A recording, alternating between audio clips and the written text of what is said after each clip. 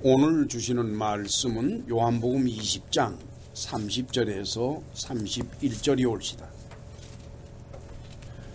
자, 이제 같은 목소리로 읽으십시다. 예수께서 제자들 앞에서 이 책에 기록되지 아니한 다른 표적도 많이 행하셨으나 오직 이것을 기록함은 너희로 예수께서 하나님의 아들 그리스도이심을 믿게 하려 함이요 또 너희로 믿고 그 이름을 힘입어 생명을 얻게 하려 함이니라. 아멘. 여러분들도 잘 아시다시피 교회는 사람이 있어야 생존할 수 있는 단체입니다. 또 교회가 꾸려져 가고 그리고 교회가 세상에 살아있으려 하면 교회도 마찬가지로 경제적인 단위이기 때문에 어느 정도 경제적인 뒷받침이 돼야만 가능한 거지, 그렇지가 않다 그러면은 교회는 시간이 흐르면 그런 상태에서 흐지부지 자멸하게 되지요. 그래서 지난 2000년 세월 동안 기독교 교회는 슬픈 일이지만은 생존을 위해서 전도라는 것을 아주 열심히 했습니다. 물론 전도하는 표면적인 이유는 예수 그리스도의 복음을 전파해서 구원받는 사람을 날마다 누리자 하는 성경적인 그것이 바로 전도하는 1차적이요 기본적이고 바탕에 깔린 이유이긴 하지만, 그러나 실질적으로 전도를 원하는 목사나 교인들의 마음, 그 마음 바탕에 깔려 있는 것을 들여다보면은 교회에 사람 수가 어느 선을 넘어 있어야 교회가 살아있을 수 있다 하는 그런 잠재적인 바람이 거기에 깔려 있는 것을 우리는 알 수가 있어요. 곧 기독교 교회가 생존해 올 수 있었던 것은 바로 전도라는 힘이 있었기 때문이다, 이렇게 보는 게 좋겠습니다. 한글 번역 성경에서 전도라고 번역한 헬라어는 다음과 같습니다. 전도라는 명사로서는 케리그마라는 단어이고, 그것을 동사로 사용할 때, 전도한다라는 동사로 사용할 때는 케루소라는 헬라어죠. 한글 번역 성경, 다시 말하면 한자로 전도라고 번역한 헬라어 케리그마의 뜻이 무엇일까? 사전에 살펴보니 official announcement예요. 공식적으로 announce하는 겁니다. 선포하는 거예요. 알려주는 거예요. 그 다음엔 public declaration, 여러 사람에게 발표하거나 선언하는 거, 그걸 말해요. 그래서 그걸 영어 단어로 쓴다 그러면은 proclamation이 돼요. 선포라는 뜻이 됩니다. 즉 전도라고 하는 것은 무엇인가를 많은 사람에게 공식적으로 선포하는 거예요. 전하는 것이에요. 그 다음에는 또 우리말로 전도라고 번역한 헬라어 단어가 로고스예요. 로고스는 말씀이잖아요, 그렇죠? 근데 말씀이라고 번역을 안 하고 전도라고 또 번역을 하는 경우가 있고, 그 다음에는 세 번째가 뭐인 거니까 유앙겔리조라고 하는 헬라어입니다. 유앙겔리조라고 하는 것은 영어로 번역을 하면은 announce good news가 돼요. 좋은 소식을 announce하는 거, 발표하는 거. 그게 유앙겔리조예요. 다시 말하면은 우리말로 전도라고 번역한 헬라어의 뜻을 들여다보면은 무언가 교회가 믿고 있고 교회가 중심이 되고 있다라고 생각하는 복음, 좋은 소식, 기쁜 소식, 그것을 선포하고 전하는 것입니다. 한편 제 전도 말고 도라고 그러죠. 도를 전한다. 한자로 도라고 번역한 헬라어 단어는 세 가지예요. 가장 많은 것이 로고스의 말씀이에요. 말씀을 이제 도라 이렇게 번역을 했고, 그 다음에는 진짜 길, way, trip, 이렇게 길하고 여행하는 것이, 그것을 또 도로, 길도자 도로 번역을 했는데, 그게 호도스예요. 호도스라는 것은 바로 길이라는 뜻입니다. 그 다음에는 사도행전 6장 7절에 아주 희귀하게 나타나는 거 있는데, 피스티스, 믿음을 또 도라고 길이라고 번역을 했어요. 자, 이렇게 본다 그러면은 우리말로 도라 또는 우리말로 전도라고 번역한 헬라어의 뜻을 전부 종합해서 살펴보니까 결국 전도라고 하는 것은 하나님의 나라에 들어가는 길을 알려주는 말씀, 보통 말씀이 아니라 하나님의 나라에 들어가는 길을 알려주는 거예요. 인생을 잘 살고 또 인생에 좋은 일이 있고 그런 것 말고 하나님의 나라에 들어가는 길을 알려주는 말씀, 그 말씀을 사람들에게 그냥 선포하는 거예요. 다시 말하면 받아들이거나 말거나 상관없이 그냥 선포하는 거예요. 따라서 전도에는 어떤 원칙이 있기 마련입니다. 기독교 교회 안에는 대부분의 사람들이 아마도 전도를 했으리라고 저는 생각을 해요. 물론 이제 사람의 성격상 주저하는 것, 남과 얘기하는 게 힘든 사람, 뭐 이런 사람들이 있다 할지라도 그래도 교회에 다녔다 그러면은 예수 믿으세요 라고 말을 하든지 아니면은 뭐 교회 나가면 이런 게 좋아요 라고 말을 하든지 아마 분명히 전도라는 걸 했을 거라고 봅니다. 자, 그러면 우리 주님께서 말씀하신 전도의 원칙은 뭘까요? 우선 그걸 보십시다. 다 같이 마태복음 10장 1절로 15절을 찾아갑시다. 거기 보면은 예수께서 당신의 직접 제자인 12를 전도하라고 내보내시는 그 사연들이 거기 나타납니다. 우선 1절을 같이 읽으실까요? 예수께서 그 12제자를 부르사 더러운 귀신을 쫓아내며 모든 병과 모든 약한 것을 고치는 권능을 주시니라. 우선 예수께서는 전도를 나가는 제자들에게 그냥 맨손으로 나가는 것이 아니라 어떤 파워를 주세요. 두나미스, 능력을 주십니다. 그 능력이 바로 뭔가 귀신 쫓아내는 거, 그 다음에 병든 자와 또한 약한 자들을 고치는 그런 능력을 주셨습니다. 그리고 나서 5절 이하를 같이 읽으실까요? 예수께서 이 12를 내어 보내시며 명하여 가라사대 이방인의 길로도 가지 말고 사마리아인의 고을에도 들어가지 말고 차라리 이스라엘 집에 잃어버린 양에게로 가라. 여기서는 이제 예수께서 전도의 대상을 먼저 말씀을 하십니다. 물론 이것은 예수께서 이 땅에서 사역하실 때에 가장 먼저 전도해야 되는 사람들에 대한 말씀입니다. 세상 모든 사람에게 전도하는 일은 훗날 할 일이고 그는 예수께서 죽으시고 부활하시고 하늘로 올라가신 이후에 제자들이 해야 될 일들이고 그것은 예수께서는 먼저 전도해야 될 사람들에 대한 것을 이렇게 말씀을 하셨습니다. 그것이 바로 이스라엘의 잃어버린 양들이다. 이렇게 돼요. 여기 관해서는 요한복음을 강의하는 과정 이곳저곳에서 이미 말씀을 드렸습니다. 자, 그 다음에 7절, 8절을 같이 읽으실까요? 가면서 전파하여 말하되 천국이 가까웠다 하고 병든 자를 고치며 죽은 자를 살리며 문둥이를 깨끗하게 하며 귀신을 쫓아내되 너희가 거저 받았으니 거저 주어라. 가면서 전파하는 것이 뭐인 거니?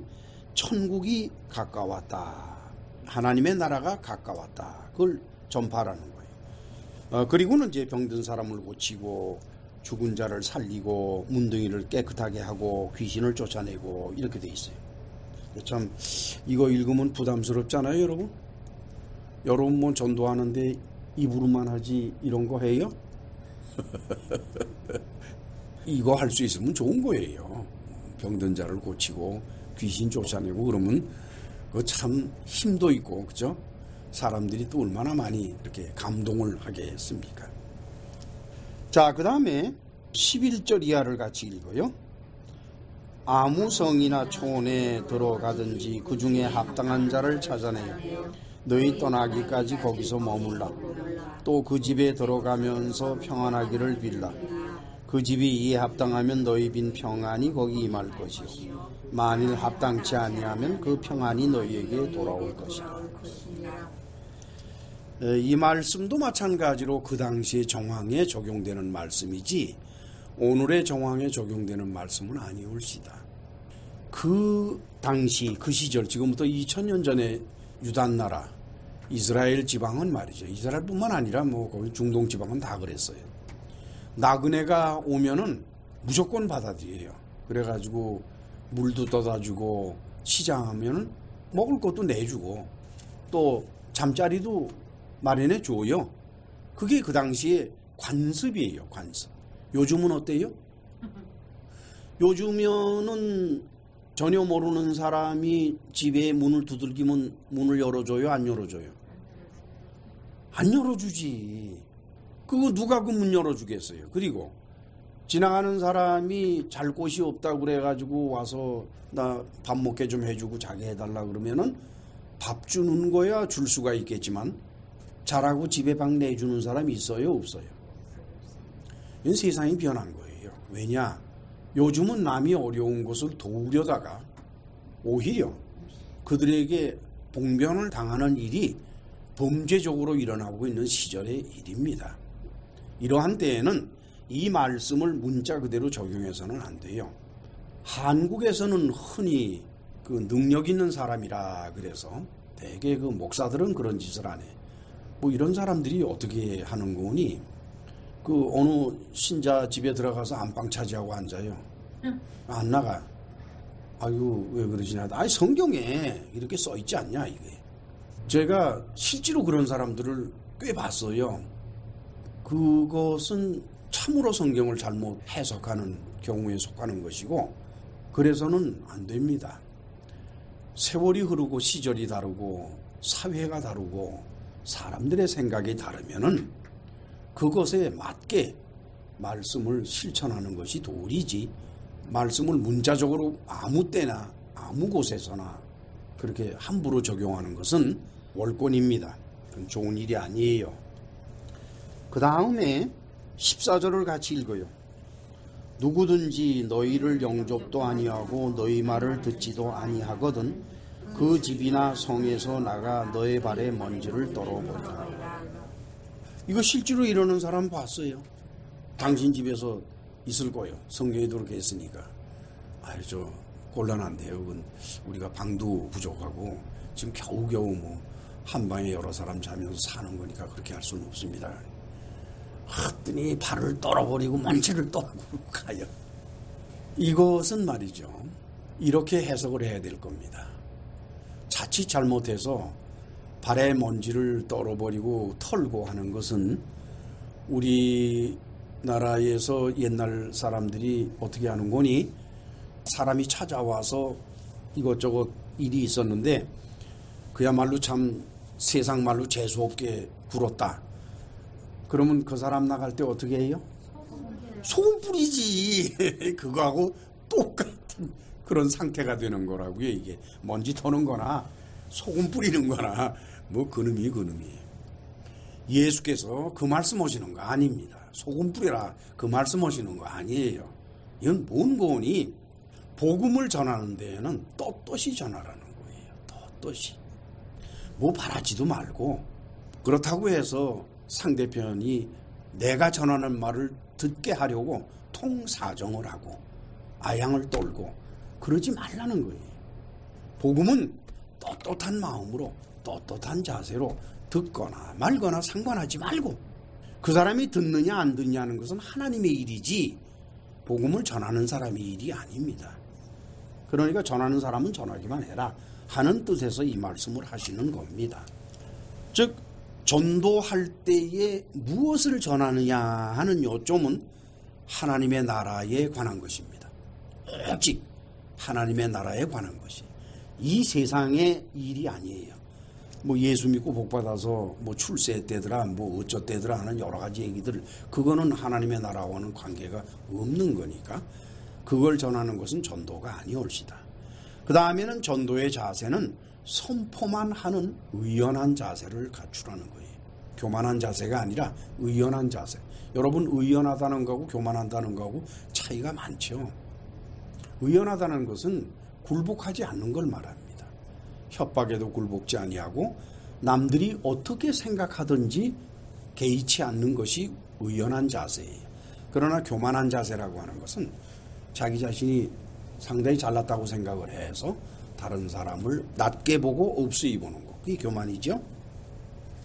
한편 사도 바울은 전도의 내용을 어떻게 말했을까요?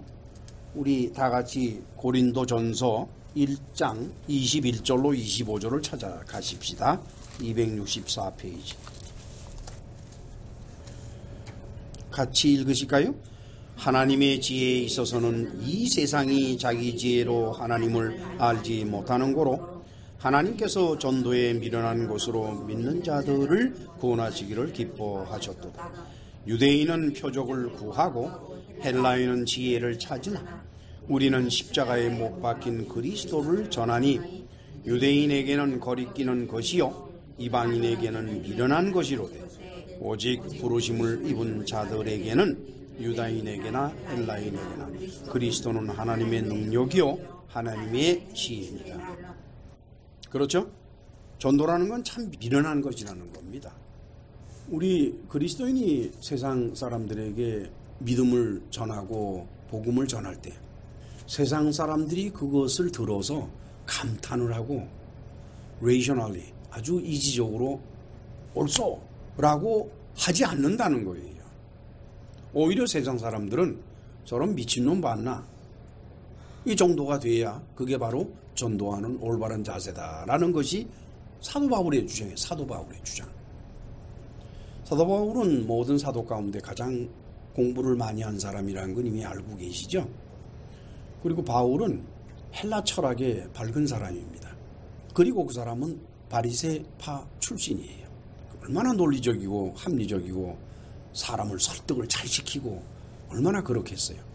그런 사람이 뭐라고 그러는 거니까 전도라는 것은 미련한 것이다. 유대인은 표적을 구한다. 유대인은 표적을 구하는 까닭이 유대인은 종교적인 사람이기 때문입니다.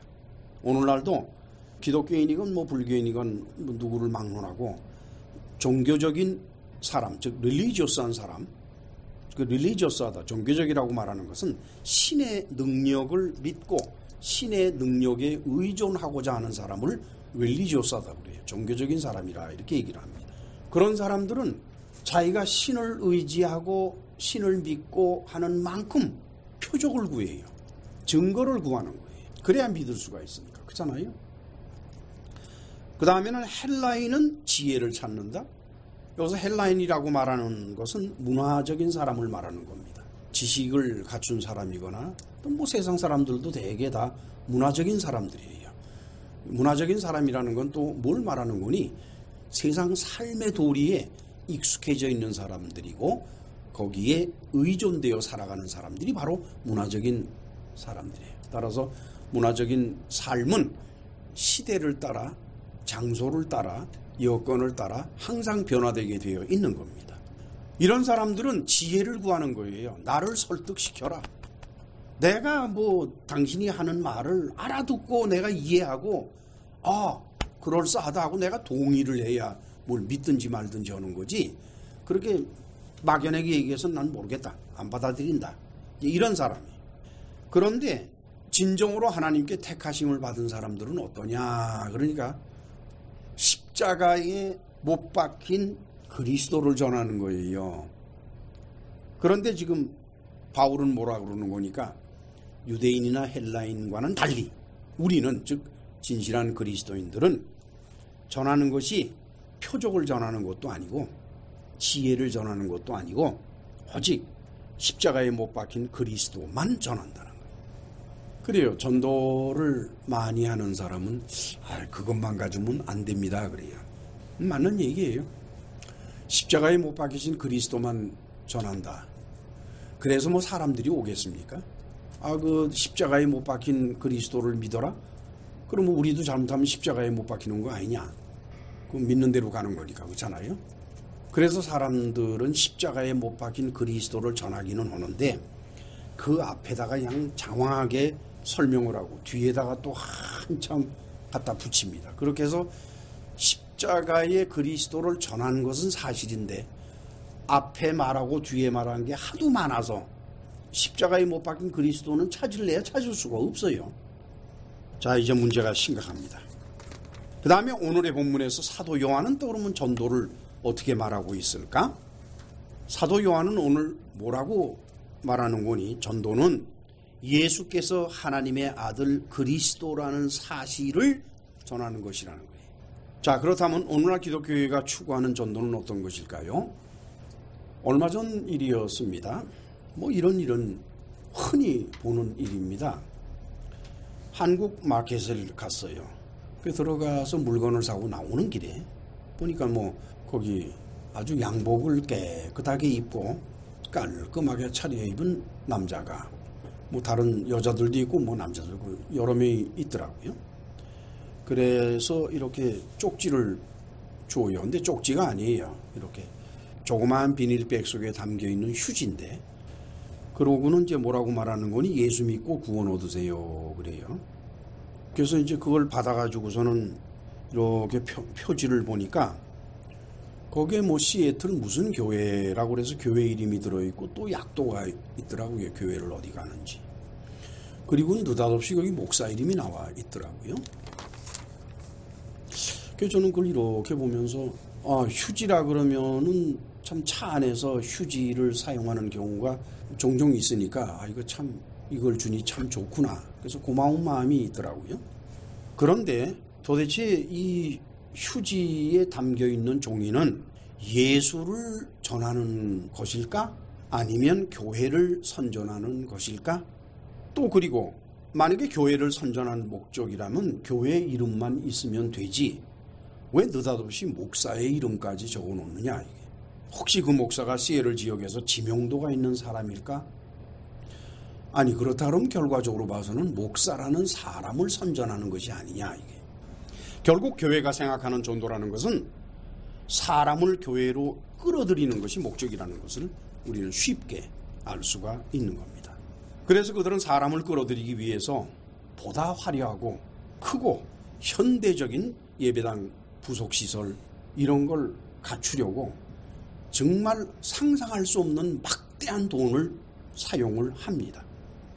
또 그리고는 사람의 마음을 끌어들일 수 있는 아주 다양한 프로그램을 실시하죠. 그런데 그러한 프로그램은 대부분 세속적인 것입니다. 그 세속적인 것에다가 기독교의 옷을 입혀놓은 거지요. 뿐만 아니라 교회 조직을 아주 택티컬하게 만듭니다. 전술적으로 만들어요. 택티컬하다 그러면은 어떤 목적을 설정해 놓고 그 목적을 달성하기 위해서 수단과 방법을 전부 동원하는 것을 택티컬하다 그래요. 교회 조직은 대단히 택티컬해요. 그렇게 해서 교회의 인적 자원인 교인들을 관리하는 거죠. 사람을 불러들이기도 하지만 일단 들어온 사람을 나가지 못하도록 관리하는 것 또한 교회에서는 아주 중요한 일입니다. 또는 이제 은사 집회를 통해서 사람을 모으기도 하죠. 제가 이제까지 말씀드린 것이 과연 전도일까요? 사람을 자신이 속한 특정한 교회에 끌어들이려고 하는 마음, 그건 나무랄 수가 없어요. 기왕이면은 다홍치마라고 그래도 예수 믿고 그런다 그러면은 우리 교회에 오면 더 낫지 않느냐. 이 교회 가나 저 교회 가나 똑같은 거라면은 그럼 우리 교회에 와라. 그건 나무랄 수가 없어요. 그렇죠? 그러나 세월이 흐를수록에 교인을 교회로 끌어들이는 것이 마치 호객하는 것 같은, 사람을 불러들이는 것 같은 그런 현상이 되어가고 있다는 것을 보면서 도대체 왜 내 교회에 사람을 끌고 와야 되는지, 도대체 그 사람들을 끌어다가 어디다가 쓰려고 하는지 의문이 들 때가 참으로 많아요. 복음을 전한다고 그러는데 과연 진짜 교회에서 복음을 전하고 있을까? 우리 다 같이 마태복음 23장 13절로 15절을 찾아갑니다. 같이 읽으실까요? 화에 있을진저 외식하는 서기관들과 바리새인들이여, 너희는 천국문을 사람들 앞에서 닫고 너희도 들어가지 않고 들어가려 하는 자도 들어가지 못하게 하는도다. 화에 있을진저 외식하는 서기관들과 바리새인들이여, 너희는 교인 하나를 얻기 위하여 바다와 육지를 두루 다니다가 생기면 너희보다 배나 더 지옥 자식이 되게 하는도다. 여기에서 서기관들과 바리새인들을 뭐로 바꾸는 거니? 신부들과 목사들이라고 바꾸고 다시 읽읍시다. 화 있을 찐저 외식하는 신부들과 목사들이여, 너희는 천국문을 사람들 앞에서 닫고 너희도 들어가지 않고 들어가려 하는 자도 들어가지 못하게 하는도다. 화 있을 찐저 외식하는 신부들과 목사들이여, 너희는 교인 하나를 얻기 위하여 바다와 육지를 두루 다니다가 생기면 너희보다 배나 더 지옥 자식이 되게 하는도다. 어떻게들 생각해요? 이게 전혀 틀린 말일까요? 예수님 당시에 서기관들과 바리새인들이라 그러면은 이스라엘을 이끌어가는 종교적이며 또 율법적인 지도자들입니다. 오늘날 기독교 교회의 신부들이나 목사들과 마찬가지예요. 그들을 예수님이 바라보고 오시면서 이 말씀을 하셨으니까 그 당시 이스라엘 교회의 전권을 거머쥐고 있는 바리새인들과 서기관들이 그 예수님을 가만 놔두겠어요? 결국 십자가에 못 박아 죽였잖아요. 오늘날 기독교를 이끌어가는 대표적인 인물들, 신부들과 목사들, 그들이라고 해서 무슨 차이가 있겠어요? 만약에 그들이 교인 하나를 얻기 위해서 큰 노력을 다하고 교인을 얻고 나니까 그걸 아주 그냥 지옥 자식을 만들어 버린다고 생각을 하면 어떻게 되겠습니까? 여기에서 자유로울 수 있는 목사와 신부는 단 한 사람도 없어요. 모든 목사와 신부는 예수께서 하신 이 말씀이 심판의 근거가 된다는 것을 알아야만 됩니다. 목사이기 때문에, 신부이기 때문에 그냥 하늘나라는 거저갈 것이다, 천만의 말씀이. 그들에게는 또 다른 우리 주님의 심판이 기다리고 있는 겁니다. 그래서 야고보는 우리가 더 큰 심판을 받을 것이다 라고 말을 했지요. 교회가 진실한 복음, 그리고 성경만을 전하는 것이 아니라 사람의 마음을 사로잡는 그런 주제를 담은 인생적인 이야기, 사회적인 문제, 정치적인 문제, 그리고 도덕적인 교훈, 그런 걸 전하면서 이런 것들을 복음이라는 말로 옷을 입혀놓는다 하면은 이건 사람을 살리는 길이 아니라 사람을 죽이는 길입니다. 교회에서의 목사나 신부의 설교는 사람을 살리기도 하고 사람을 죽이기도 해요. 아주 무서운 거예요. 이것이 바로 예수께서 경고하신 넓은 문이고 또한 넓은 길인 것입니다. 넓은 문과 넓은 길은 교회가 사람을 끌어들이기 위해서 펼쳐놓은 수없이 많은 프로그램들과 수없이 많은 인간관계나 또는 여러 가지 인간적인 위로나 이런 것들이 바로 넓은 길이에요. 넓은 문이고, 따라서 오늘날의 교회는 교회 성장과 유지를 위한 모든 노력을 멈춰야 돼요. 버려야만 됩니다. 교회 성장이라고는 단어마저도 다 쓰레기통에 집어넣어야만 돼요. 교회는 교회 성장을 위해서 혈안이 되는 이상에는 예수 그리스도의 진정한 복음을 전할 수가 없는 겁니다. 그것은 목사의 설교를 시작해서 모든 형태의 기도 모임, 그리고 교회 안에서 일어나는 크고 작은 여러 가지 성격의 행사들, 그 모든 행사에 이르기까지 오직 순수한 복음만이 살아 숨쉬도록 그렇게 해야만 할 것입니다. 오늘의 본문에서 사도 요한은 우리가 무엇을 전도할 때 전해야 되는지 그 복음의 실체에 관해서 말하고 있어요. 복음의 실체에 관해서. 우리는 다 같이 요한복음 20장 30절에서 31절을 같이 읽습니다. 예수께서 제자들 앞에서 이 책에 기록되지 아니한 다른 표적도 많이 행하셨으나 오직 이것을 기록함은 너희로 예수께서 하나님의 아들 그리스도이심을 믿게 하려 하며 또 너희로 믿고 그 이름을 힘입어 생명을 얻게 하려 합니다. 음식점에서 음식을 시켜서 먹는 사람들은 음식의 맛만 생각을 합니다. 그 음식을 만든 사람을 생각하나요, 안 하나요? 그 음식을 만든 사람을 생각할 때에는 한 가지 경우가 있지요. 음식이 맛이 없거나 또는 음식에 뭐가 들어갔거나, 그러면 이제 그 음식을 만든 사람 나오라 그래가지고 한바탕 합니다. 그러나 음식이 맛있다고 그래서 주방에 들어가서 주방장한테 오늘 참 참 맛 있었습니다라고 말하는 사람이 있어요, 없어요? 관심 없어요, 사람들은. 이것은 기독교 교회에서 말하고 있는 표적이나 기적도 별다르지가 않습니다. 사도 요한은 복음서를 기록함에 있어서 예수께서 행하신 이적을 그렇게 많이 기록하지 않았어요. 상당히 많이 빼서 기록을 했는데, 여러분들 자료를 보세요. 제가 놓아드린 자료를 보시는데, 이 자료는 호웨인 하우스라고 하는 신학자인데, 이 사람이 차트 신약 연대표 및 배경사라는 책을, 물론 우리말로 번역된 거죠, 출간을 했습니다. 거기에서 이제 이적을 두 가지로 분류를 했어요. 자연 이적하고 치유 이적 두 가지로 분류를 해서 이렇게 정리를 해놨는데, 자연 이적과 치유 이적이 전부 합쳐서 자연 이적은 9가지고 치유 이적은 26가지예요.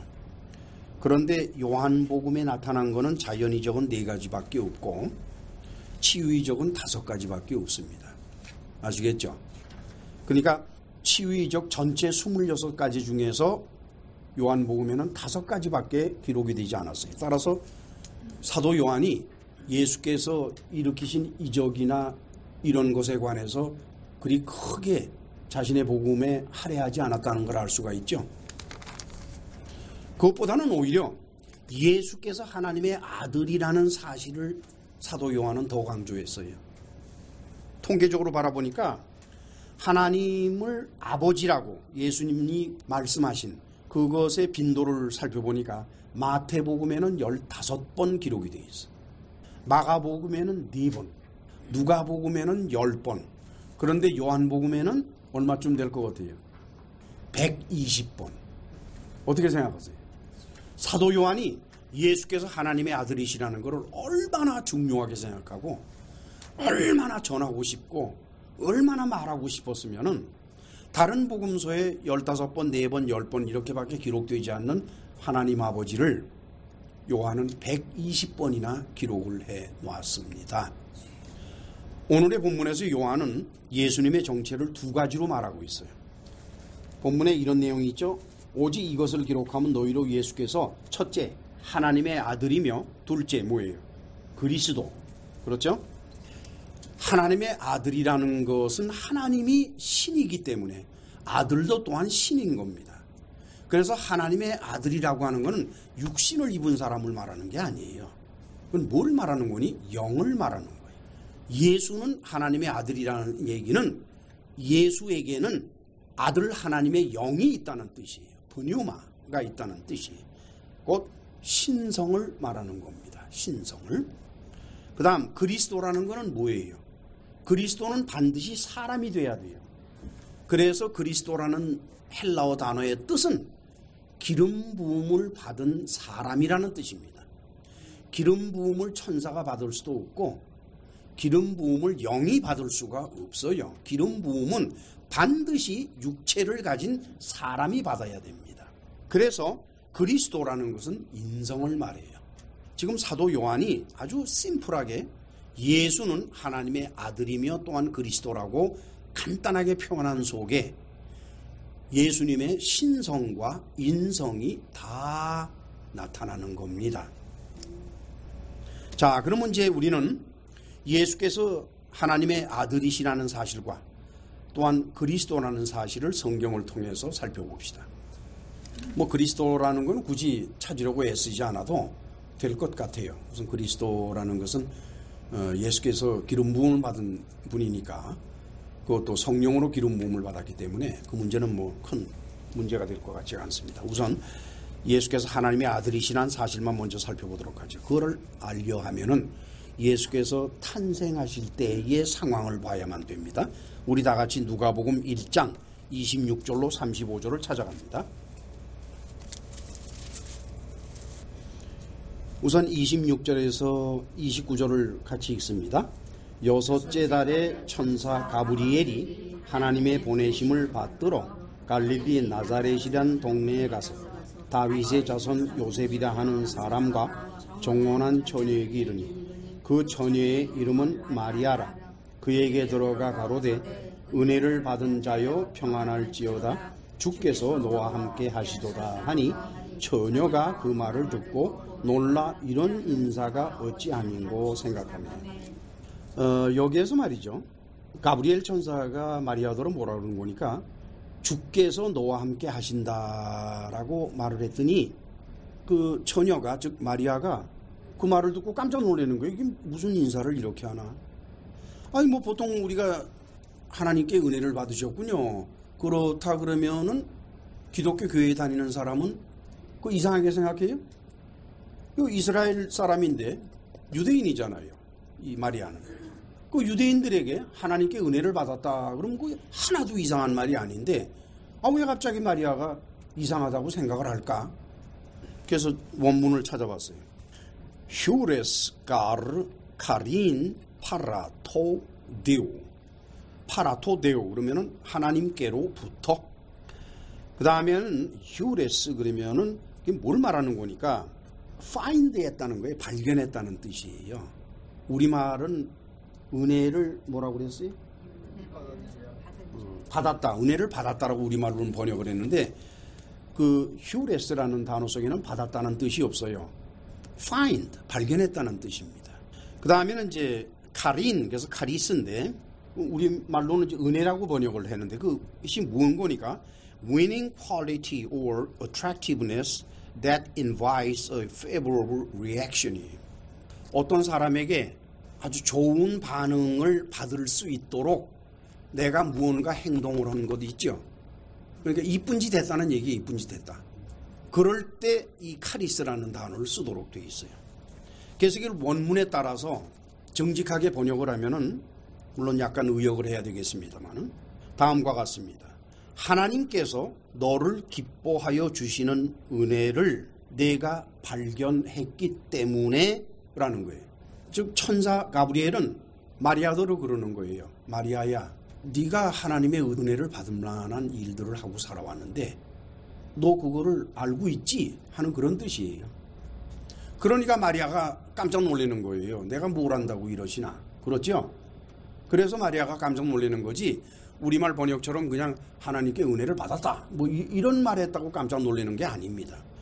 뭘 말하는 거니까 지금 가브리엘 천사는 마리아가 하나님의 아들을 잉태하는 것은 마리아가 제멋대로 살고 누구 말 맞다나 아니 아무리 사람이 못되건 뭐건 상관없이 하나님이 선택을 하면은 그리고 하나님이 능력을 주시면 되는 거지 뭐 하나님이 무슨 뭐 꼭 이런 사람에만 되느냐 그건 아니다 라고 말하는 사람이 기독교 교회 안에 아주 많아요.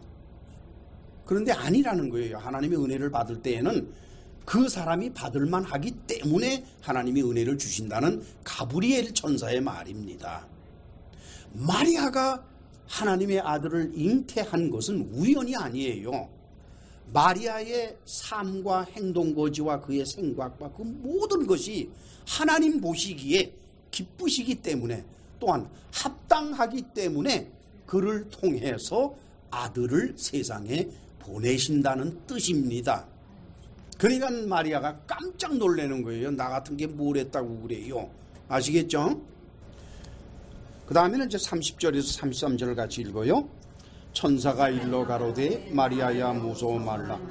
네가 하나님께 은혜를 얻었느니라. 보라 네가 수태하여 아들을 낳으리니 그 이름을 예수라 하라. 그래 천사가 마리아더러 그래요. 무서워 말래요. 자 보라 네가 수태하여 아들을 낳으리니 그 이름을 예수라 하라.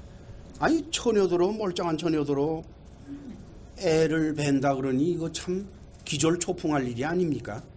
이거 참 요즘에도 뭐 애 뵌다 그러면 큰일 나는데 큰일 나나? 안 나나? 안 납니다. 안 나요? 뭐 좋습니다. 뭐 나고 안 나는 거는 당사자들의 문제니까 애 날 염려 없는 이 늙은이가 무슨 걱정을 해요? 상관 안 해요. 난. 그런데 그 이름을 예수라 하라 그랬어요. 그리고 32절 바라보니 저가 큰 자가 되고 지극히 높으신 이의 아들이라 일컬어 것이다. 이스라엘 사람들이 지극히 높으신 이라고 말할 때 그게 바로 피피스토스인데 피피스토스 그는 the most high라고 그래서 하나님을 일컫는 이스라엘 사람들의 말이에요. 이스라엘 사람들은 하나님의 이름을 부르질 못하잖아요. 그렇죠? 안 부르잖아요.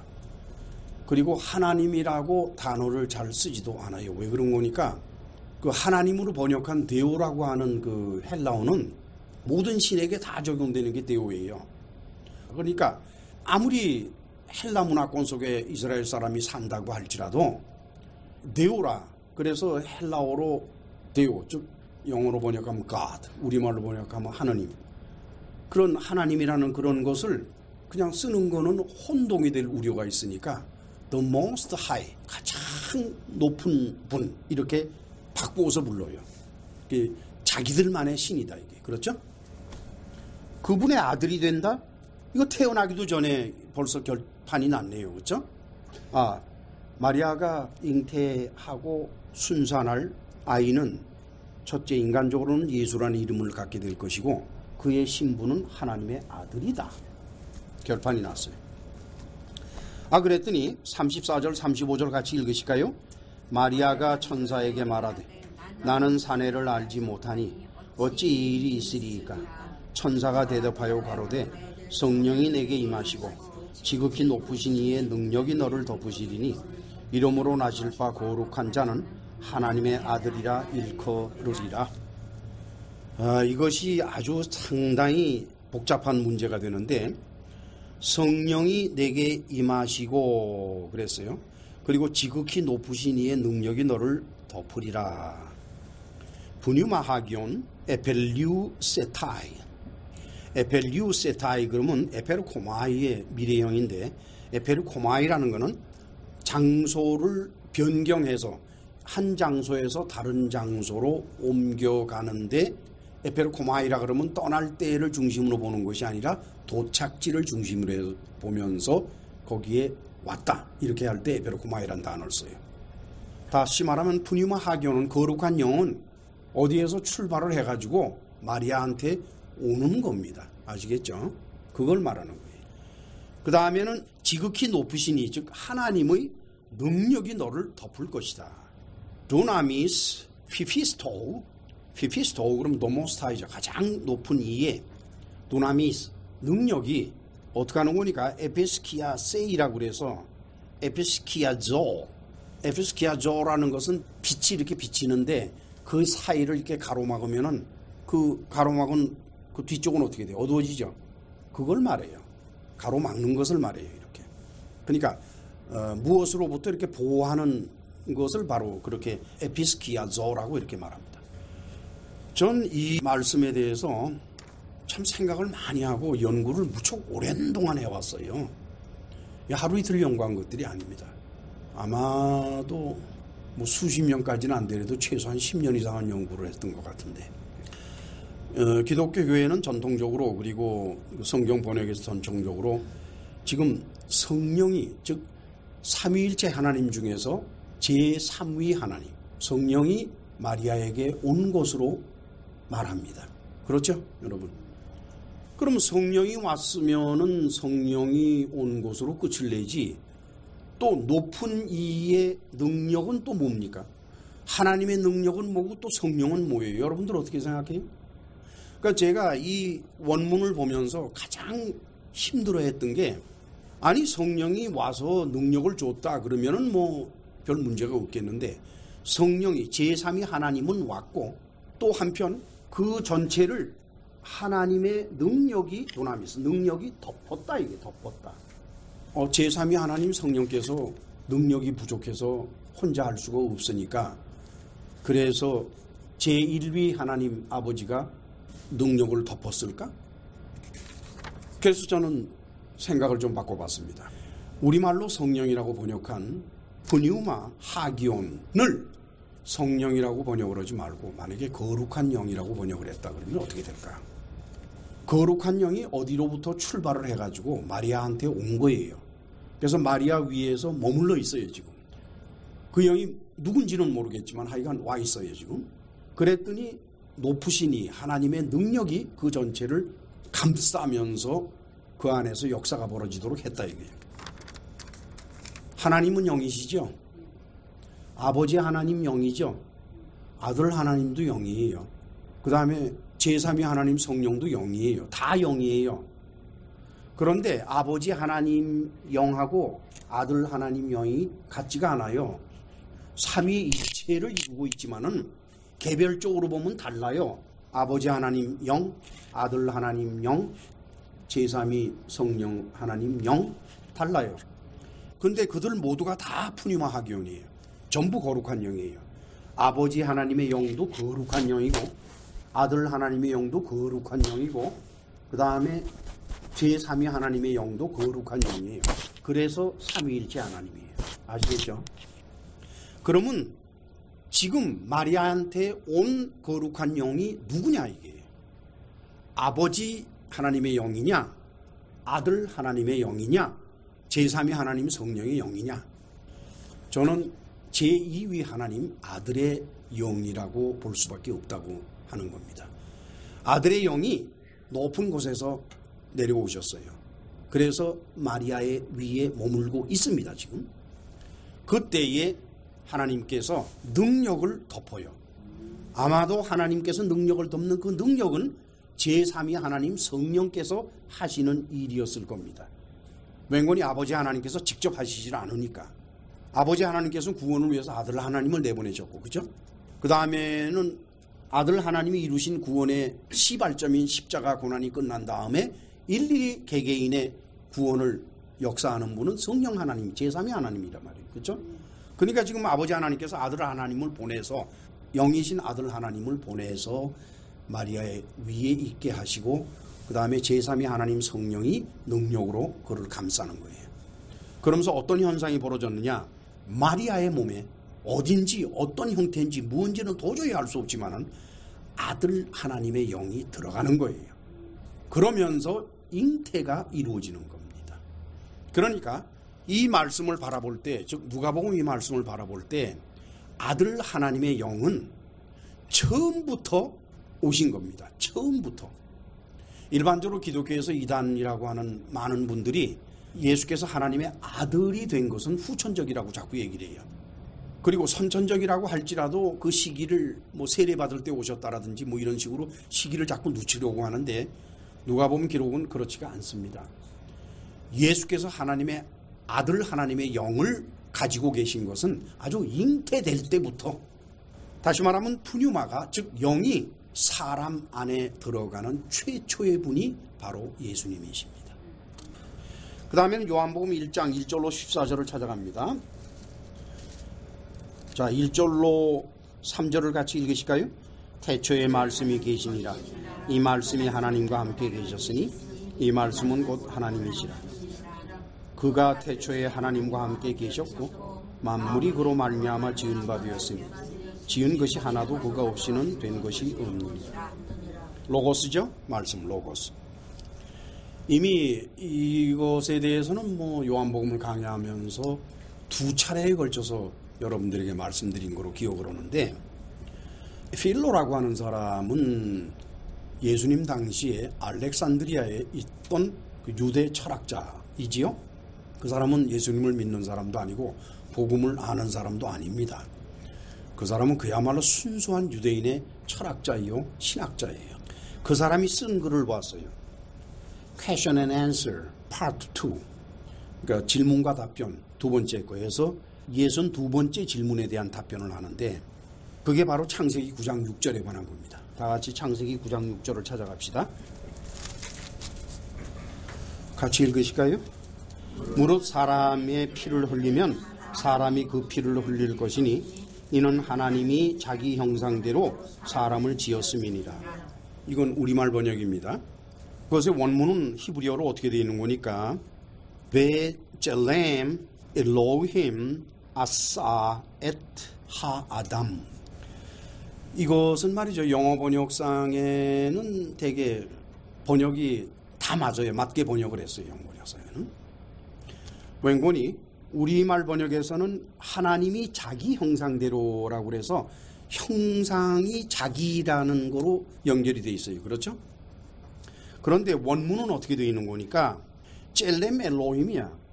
다시 말하면 엘로힘의 젤렘. 젤렘은 형상을 말하거든요. 그러니까 하나님의 형상대로예요. 자기 형상대로가 아니라 하나님의 형상대로 아싸 지었다 이게요. 근데 아사는 3인칭이기 때문에 그가 지었다가 되는 거예요. 그래서 미국 번역들은 전체적으로 어떻게 번역을 하는 거니까 He made a man in the image of God이에요. 하나님의 형상대로 그가 사람을 지었다. 이렇게 일반 영어 번역은 다 되어 있습니다. 근데 그 가운데 NIV만큼은 그걸 조금 붙였어요. 거기다. 어떻게 하는 거니까 In the image of God has God made man. 하나님이 하나님의 형상대로 지었다. 이렇게 되는 거예요. 우리는 그냥 이러면 어떻고 저러면 어때? 하나님 자기 형상대로 온 거지. 무슨 하나님이 하나님의 형상대로 하나님의 형상대로 그가 지었다거나 우리말 번역이나 영어 번역이나 무슨 차이가 있겠냐 이렇게 볼 수 있겠죠? 엄청난 차이가 있어요. 그것을 지적한 것이 바로 필로라고 하는 사람입니다. Why is it that he speaks as if of some other God? 왜 여기서 모세는 또 다른 하나님이 있는 것처럼 말을 했느냐? 그러면서 뭐라는 거니까 saying that he made man after the image of God. 뭐라고 말을 했는 거니? 하나님의 형상대로 사람을 지었다라고 했는데 and not that he made him after his own image. 왜 자기 형상대로 지었다고 말을 하지 않고 왜 하나님의 형상대로 지었다고 말을 했느냐? 모세가. 그 질문이에요, 그게. 그렇죠? 그러니까 이스라엘 사람들이 구약 성경을 읽으면서 갖는 의문과 질문과 궁금증은 기독교 교인들이 갖는 거하고는 이 차원이 달라요, 여러분. 굉장히 많은 기독교인들은 그냥 넘어가, 건성. 근데 우리말 번역은 멀쩡하게 번역을 해놨네. 자기 형상대로 했다 그러니까 그거는 도대체 필로가 미안하네. 우리말 번역을 보면 필로가 미안해. 언젠가 말씀드린 것처럼 제 구약학 은사인 닥터 쿠터하고 그 다음에는 한국에서 유명한 구약학자하고 두 분이 앉아서 이제 성경 얘기를 하고 앉았는데 제가 마침 그 옆자리에 있었어요. 전에 제가 이 말씀을 드린 적이 있는데 두 사람이 의견이 틀린 거예요. 서로 막 틀려요. 그러니까 닥터 쿠터가 그러더라고요. 그 사람들은 지금 무슨 성경을 보는 거냐? 그랬더니 이제 한국 신학자가 지금 뭐라고 그런 거니까 난 코리안으로 트랜슬레이트 된 성경을 본다. 그랬더니 이 닥터 쿠트가 하는 말이 너무 인상적이었어요. 아니 나는 한글로 어떻게 번역을 했는지 난 모르고 나는 미국 번역도 틀린 것이 하도 많기 때문에 미국 사람들이 영어로 번역한 성경도 안 읽는데 당신도 구약학 학자로서 히브리어에 대해서 능력이 있는 거로 알고 있는데 나는 지금 히브리어로 된 성경을 읽고 당신은 한글로 번역된 성경을 읽으면 어떻게 얘기가 되냐 이게. 한번 생각을 해보세요. 이 창세기 9장 6절을 한글로 번역한 거하고 히브리어 원문하고 이렇게 차이가 나는데 이 완전히 그냥 180도 차이가 나잖아요. 그러면서 이 사람은 계속해서 그렇게 말합니다. 그가 하나님의 형상대로 했을 때 그가 만들었다는 것은 제1위 하나님을 말하는 것이고 그 다음에는 형상대로 그럼 누구의 형상이냐? 하나님의 형상인데 누구의 형상인 거니? 제2위 아들의 형상대로예요. 그것이 필로가 주장하는 거예요. 그래서 그는 세컨 데이티라고 그래요. 제2의 하나님이다 이렇게 얘기를 합니다. 놀랐어요 저는. 원래 삼위일체는 기독교 신학에만 있지 유대인에게는 없어요. 그게 구약에는 없어요. 그런데 이 놀라운 사람이 기독교인도 아니면서 유대 신학자인데 어떻게 제2위 하나님이 있다는 걸 이렇게 알아가지고 이렇게 설명을 할 수가 있을까요? 아주 깜짝 놀랐어요. 더 이상 설명드릴 게 많지만 그건 시간이 없어서 넘어가겠습니다. 결국 로고스라고 하는 것은 필로의 주장에 의하면 세컨 데이트입니다. 두 번째 하나님이에요. 그렇다면 제2위 하나님이기 때문에 아들 하나님을 말하는 거예요. 그렇죠? 그 말씀이 그 로고스가 즉 제2위 하나님이 육신이 됐다는 거예요. 사르크스가 홀로고스 사르크스 에게네 또 그러면 기노마이 그래서 come into existence 없었는데 여기 좀 있는 거예요. 그걸 말해요. 없었는데 있게 되었다.